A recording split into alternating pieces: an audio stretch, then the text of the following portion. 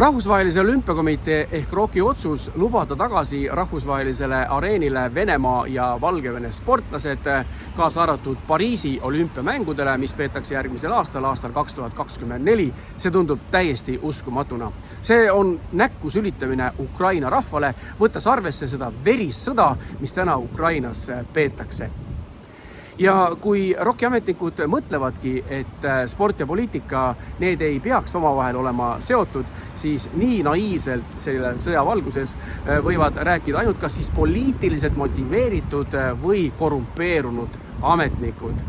Kas te tõesti kujutate ette, et Pariisi olümpiamängudel olümpiakülas rõõmsalt ja rahulikult võiksid Venemaa ja Ukraina sportlased omavahel, suhelda, rääkimata siis, kui nad omavahel kohtuksid ja konkureerivad seal võistlusareenil, või siis fännid, mis sõidavad Pariisi, Venemaalt ja Ukrainast, võiksid käsikäes minna staadionile võistlust vaatama, kui samal ajal kohtuvad just Venemaa ja Ukraina sportlased omavahel.